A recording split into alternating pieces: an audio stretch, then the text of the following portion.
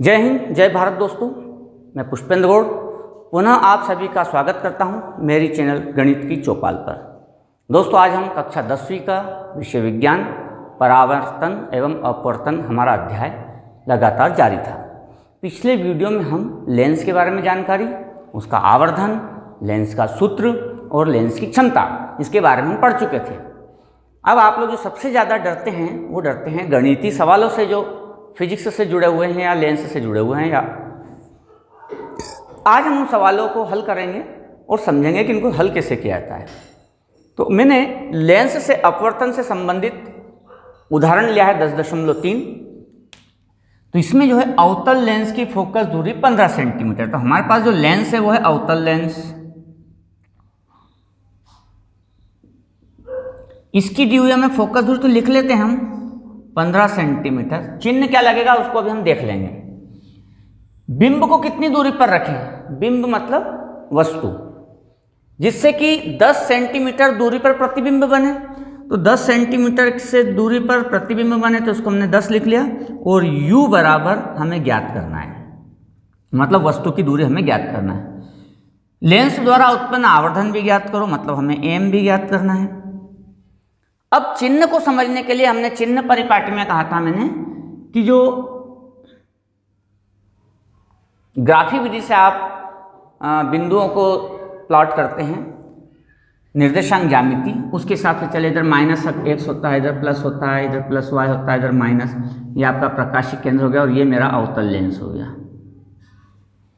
तो अवतल लेंस की फोकस दूरी हमेशा उल्टे हाथ की तरफ होती है, मुख्य फोकस दूरी, मतलब माइनस की तरफ, इसलिए माइनस। अवतल लेंस में हमेशा ही प्रतिबिंब लेंस के पीछे की तरफ बनता है, बाएं हाथ की ओर, मतलब प्रतिबिंब हमेशा इधर की ओर बनता है। क्यों? क्योंकि आभासी प्रतिबिंब बनता है इसमें हमेशा।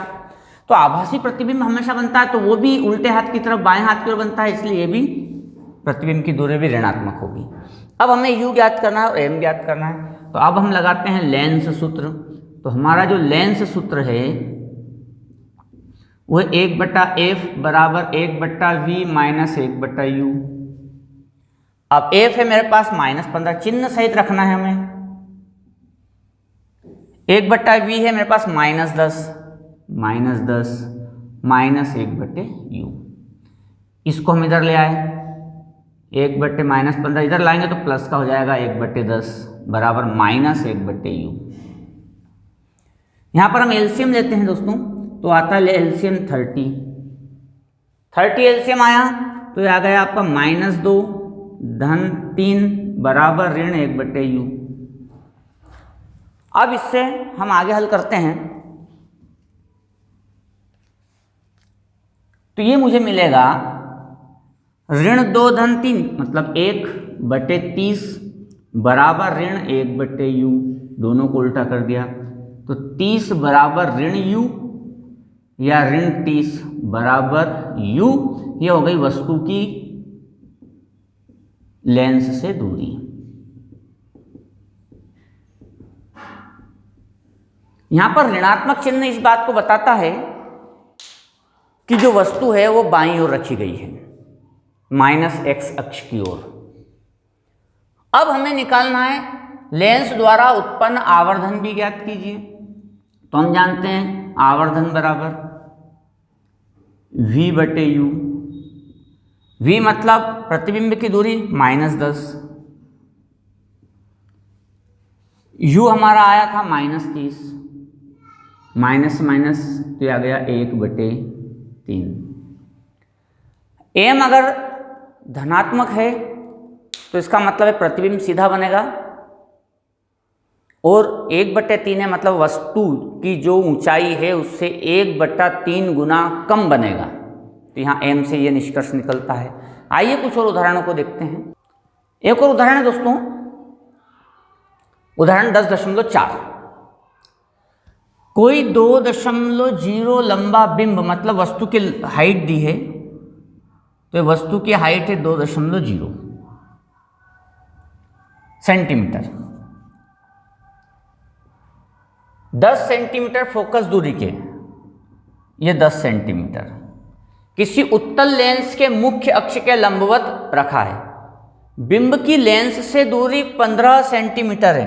बिंब की लेंस से दूरी मतलब वस्तु की लेंस से दूरी यह है 15 सेंटीमीटर। अभी चिन्ह का प्रयोग अभी हम करेंगे। प्रतिबिंब की प्रकृति, प्रतिबिंब कैसा उसकी प्रकृति, स्थिति,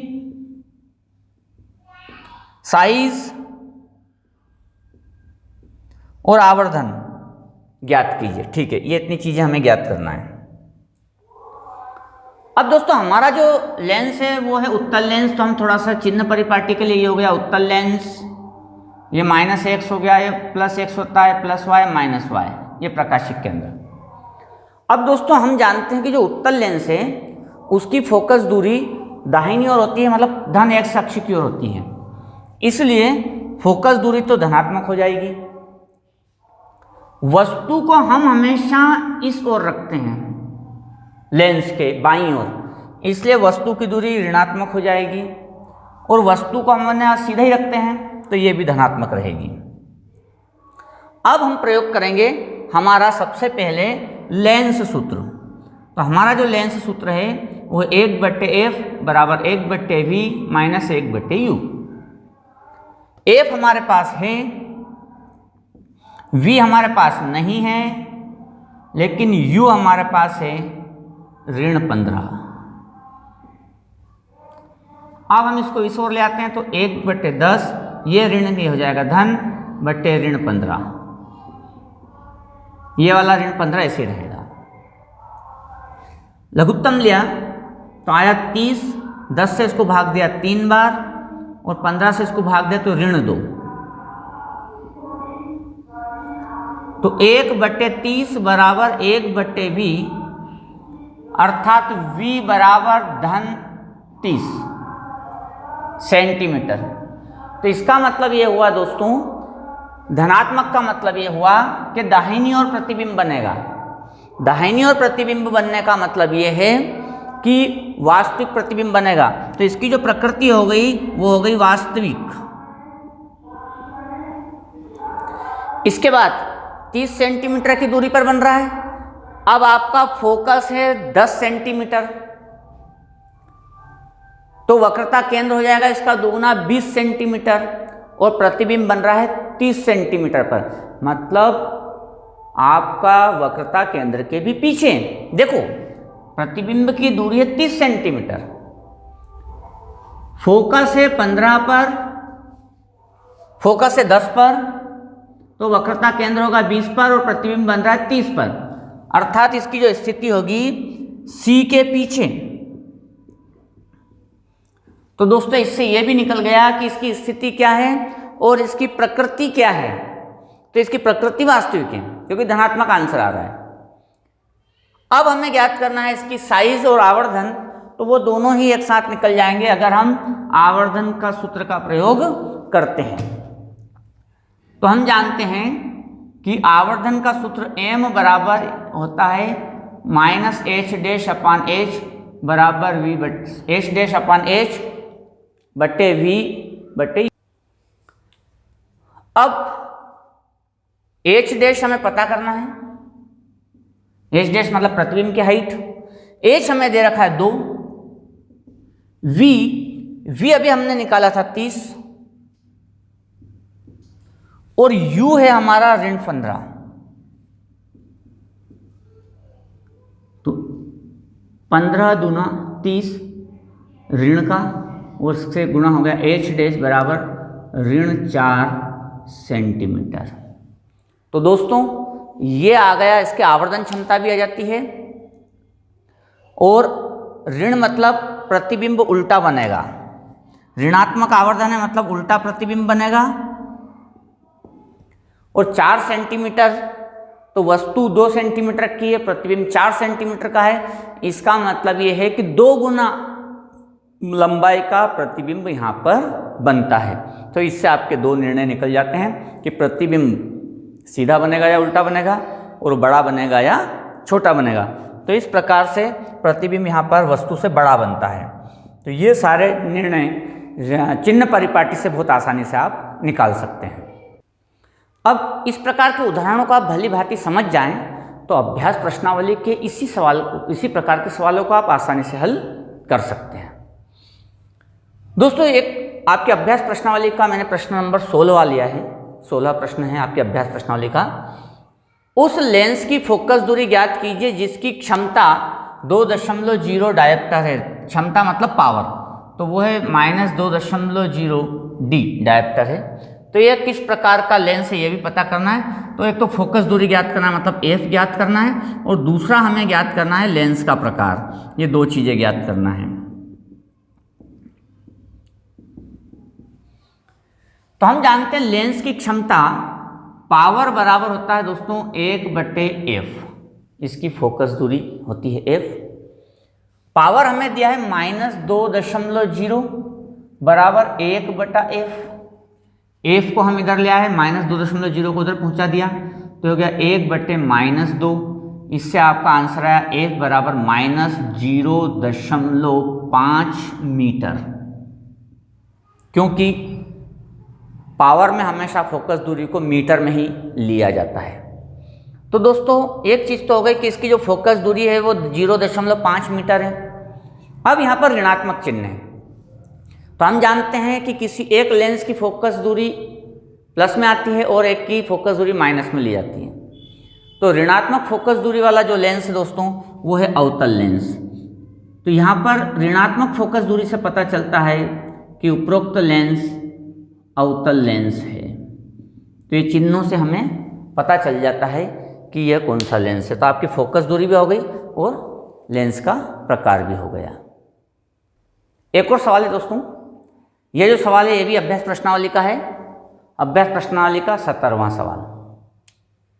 और सवाल यह कि कोई डॉक्टर प्लस 1.5 डायोप्टर क्षमता का, मतलब पावर हो गया प्लस 1.5 डायोप्टर क्षमता का संशोधक लेंस निर्धारित करता है। लेंस की फोकस दूरी ज्ञात करें और इसका प्रकार भी ज्ञात करें। तो हम जानते हैं कि जो लेंस की क्षमता का जो सूत्र है पावर बराबर वो है 1/f।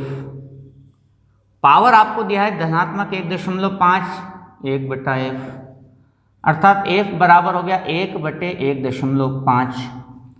दशमलव को अगर मैं हटाता हूँ तो ये हो जाता है इस प्रकार से, तो ये हो जाता है आपका 2/3। तो f बराबर आता है आपका 0.67 लगभग मीटर, अर्थात लेंस की फोकस दूरी इतनी होगी। और उत्तर अगर आपका धनात्मक है यहाँ पर, तो धनात्मक फोकस दूरी जो होती है दोस्तों वो उत्तल लेंस की होती है, इसलिए यहाँ पर जो लेंस प्रयोग किया गया वो उत्तल लेंस है। तो इस प्रकार चिन्हों का ध्यान रख करके अगर आप व्यवस्थित तरीके से सूत्र का प्रयोग करके इन गणितीय समस्याओं को हल करते हैं और जो परिणाम आते हैं उनका भी चिन्हों को ध्यान रख करके अगर आप परिणाम निकालते हैं तो आपके परिणाम बहुत सही होंगे और सारी जानकारी भी आपको मिलेगी। मेरे वीडियो इसी प्रकार लगातार आपको प्राप्त होते रहेंगे, इसलिए मेरी चैनल को सब्सक्राइब जरूर कीजिए। लगभग हमारा ये वाला पार्ट यहाँ समाप्त हो जाता है। कुछ प्रश्न मैंने आपको प्रैक्टिस के लिए छोड़ दिए हैं, आप उन्हें हल कीजिए। कोई समस्या आए तो मुझसे संपर्क कीजिए, आप मुझे मैसेज कीजिए, इससे मैं आपकी समस्याओं का समाधान पुनः आप तक पहुंचाता रहूँगा। अगले वीडियो तक सभी दोस्तों से जय हिंद, जय भारत।